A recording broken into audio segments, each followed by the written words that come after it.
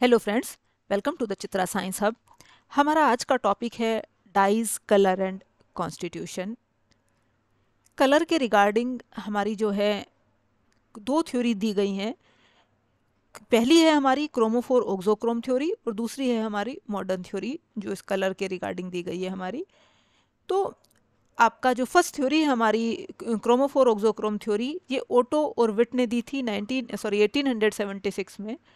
और ये थ्योरी जो है हमारी कलर और उसका कॉन्स्टिट्यूशन के बारे में बताती है। ये थ्योरी क्या कहती है कि कलर के लिए जो रेस्पॉन्सिबल ग्रुप होते हैं उन्हें हम क्रोमोफोर कहते हैं। क्रोमोफोर क्या होते हैं? हमारे जो है मल्टीपली बॉन्डेड ग्रुप होते हैं जिन्हें हम क्रोमोफोर कहते हैं। और यही हमारे कलर के लिए रेस्पॉन्सिबल होते हैं, जैसे हमारा नाइट्रोसो एजो।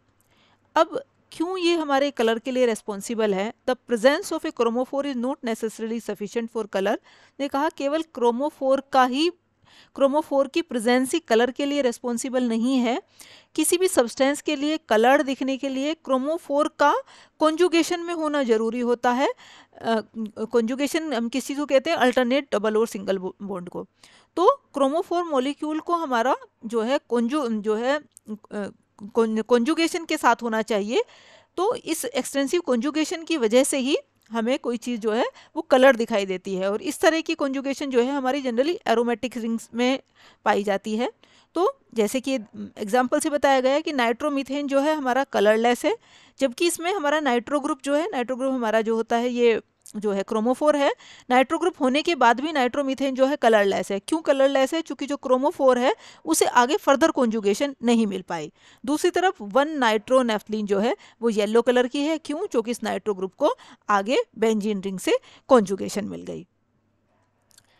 अब कुछ ग्रुप्स जो अपने आप तो जो है वो कलर इम्पार्ट नहीं करते, लेकिन उनकी प्रेजेंस कलर को एनहांस करती है। इस तरह के ग्रुप को हम कहते हैं ऑक्सोक्रोम। जैसे हमारा OH ग्रुप है, SO3H ग्रुप है, COH ग्रुप है, NH2 ग्रुप है।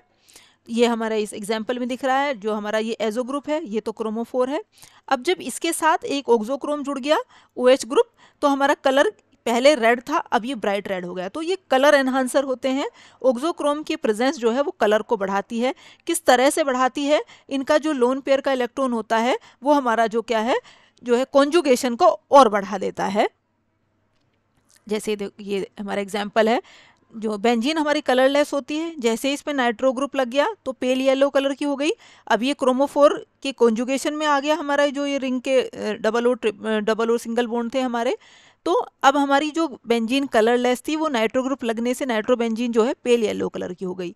अब जैसे ही इस पे ऑक्सोक्रोम लगा OH ग्रुप, तो ये हमारी जो पैरानाइट्रोफिनॉल क्या हो गया? डीप येलो कलर का हो गया। जो कलर जो गहरा हुआ, इंटेंसिफाई हुआ, वो किसकी वजह से हुआ? इस ऑक्सोक्रोम की वजह से हुआ। तो जो ऑक्सोक्रोम होते हैं वो कलर एनहांस कैसे करते हैं? वो कॉन्जुगेशन को और ज़्यादा बढ़ा देते हैं रेजोनेंस की वजह से। ये हमारा दोनों का जो है पैरानाइट्रोफिनॉल का रेजोनेटिंग स्ट्रक्चर्स दिखाए गए हैं। अब जो हमारी मॉडर्न थ्योरी है कलर की, वो क्या कहती है? When a molecule absorb light its bonding electrons are excited. जब कोई मॉलिक्यूल लाइट एब्जॉर्व करता है तो उसके बॉन्डिंग इलेक्ट्रॉन्स जो है एक्साइट होकर हमारे क्या है, हायर एनर्जी ऑर्बिटल्स में चले जाते हैं, एंटी बॉन्डिंग में चले जाते हैं। दूसरे शब्दों में हम ये कह सकते हैं कि bonding electrons absorb energy and are promoted to the orbitals of higher energy. Bonding electrons जो हैं वो एनर्जी एब्जॉर्व करते हैं और हायर एनर्जी लेवल में प्रमोट हो जाते हैं। The energy absorbed by an electron in such a transition is equal to the difference of the energy of molecular orbitals in the ground state and the energy of molecular orbitals to which the electron is promoted. इन जो हमारी जो कोई electron energy absorb करता है इस तरह की ट्रांजिशन में, वो किसके बराबर होती है? एनर्जी डिफरेंस के बराबर होती है। एनर्जी डिफरेंस किस किस के बीच का? आपका जो मॉलिक्यूलर ऑर्बिटल जो ग्राउंड स्टेट में है और हमारा जो नेक्स्ट हायर लेवल में प्रमोट हुआ है, उनके बीच का एनर्जी डिफरेंस के बराबर होती है वो जो एनर्जी इलेक्ट्रॉन ने एब्जॉर्व की इस तरह की ट्रांजिशन में। अब ये हमारा जो है एनर्जी का सीक्वेंस दिया गया है मॉलिक्यूलर ऑर्बिटल्स का। जो सबसे जो है कम जो एनर्जी है वो हमारी पाई इलेक्ट्रॉन्स की, फिर पाई और फिर सिग्मा इलेक्ट्रॉन्स। तो इसी वजह से जो है यदि हम सिग्मा इलेक्ट्रॉन को हायर एनर्जी ऑर्बिटल में ट्रांसफ़र करेंगे, मतलब बॉन्डिंग से एंटी बॉन्डिंग में लेंगे, तो हमारा बहुत ज़्यादा एनर्जी की रिक्वायरमेंट होगी, उससे कम होगी पाई की, और सबसे कम जो एनर्जी रिक्वायरमेंट होगी वो पाई डीलोकलाइज जो इलेक्ट्रॉन्स होंगे उनके लिए हमारी जो है सबसे लीस्ट एनर्जी की रिक्वायरमेंट है। Further, the smaller the energy required for promotion, the longer will be the wavelength of light absorbed. जितना कम एनर्जी की रिक्वायरमेंट होगी प्रमोशन के लिए उतने ही ज़्यादा longer will be the wavelength of the light absorb, उतने ही ज़्यादा हायर वेवलेंथ की लाइट को वो एब्जॉर्ब करेगा। क्यों? क्योंकि लैम्डा जो है वो एनर्जी के इन्वर्सली प्रोपोर्शनल होता है।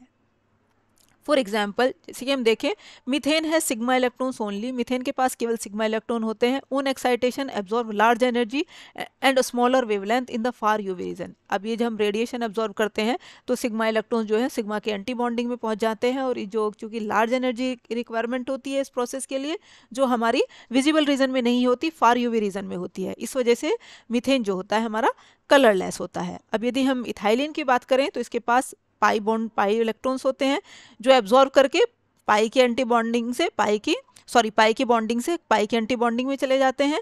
तो इनमें इससे कम एनर्जी की रिक्वायरमेंट होती है, प्लस वेवलेंथ भी लॉन्गर होता है, लेकिन ये भी हमारा नियर यूवी रीजन में ही होते हैं, इसलिए इथाइलिन भी हमारी कलरलेस होती है। अब ये हमने तीनों रेडिएशंस को एक सीक्वेंस में लगाया, IR, विजिबल, यूवी। ये हमारा क्या है, एनर्जी का बढ़ता हुआ क्रम है और वेवलेंथ का घटता हुआ क्रम है, इसलिए हमारा जो मॉलिक्यूल यूवी की रेंज में रेडिएशन एब्जॉर्ब करता है वो हमें जो है वो कलरलेस दिखाई देता है। अब ये हमारी विबग्योर की सीरीज़ है। Y stand for violet, I for indigo, B for blue, G for green, O for orange, R for red. तो ये हमारा रेड से यदि वायलेट की तरफ को चलें तो ये हमारा एनर्जी का इंक्रीजिंग ऑर्डर है। कुछ कंपाउंड्स में हमारे जो है हाईली कंजुगेटेड सिस्टम होते हैं, मतलब हाईली कंजुगेशन होता है सिंगल डबल बॉन्ड का। तो इस तरह के में जो कार्बन के पी ऑर्बिटल्स हैं वो ओवरलैप कर जाते हैं और एक्सटेंसिव डीलोकलाइजेशन क्रिएट करते हैं।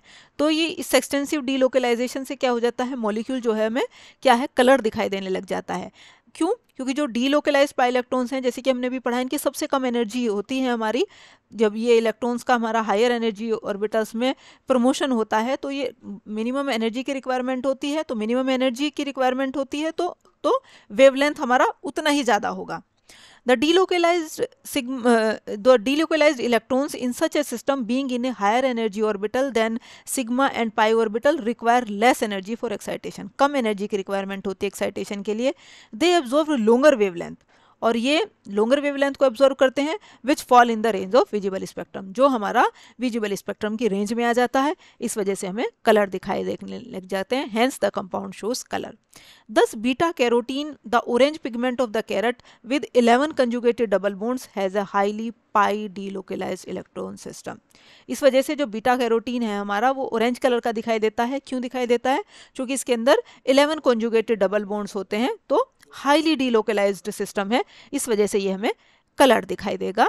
ये हमारा बीटा कैरोटीन का स्ट्रक्चर है। अब बेंजीन के पास केवल हमारे 6 पाई डीलोकलाइज्ड इलेक्ट्रॉन है, इसलिए क्या है, हमारी कलरलेस है। When it is conjugated with A chromophoric group, जब ये किसी क्रोमोफोर के साथ कॉन्जुगेशन में आ जाती है, जैसे हमारा नाइट्रो ग्रुप, NO2 ग्रुप है, एजो ग्रुप है, तो जो है जो कॉन्जुगेशन है वो बढ़ जाती है, तो इस वजह से वो हमें कलर दिखाई देने लगता है। फर्दर इसके साथ यदि हम कोई ऑक्सोक्रोम भी जोड़ दें तो चूंकि उनके पास हमारा लोन पेयर का इलेक्ट्रॉन होता है, तो हमारी जो कॉन्जुगेशन और ज़्यादा बढ़ जाती है, तो कलर और ज़्यादा इंटेंसिफाई हो जाता है। तो इस वजह से एब्जॉर्प्शन जो है वो लॉन्गर वेवलेंथ की तरफ को शिफ्ट हो जाता है, और जो कलर जो है हमारा और ज़्यादा इंटेंस हो जाता है। ये था हमारा आज का टॉपिक। Thank you.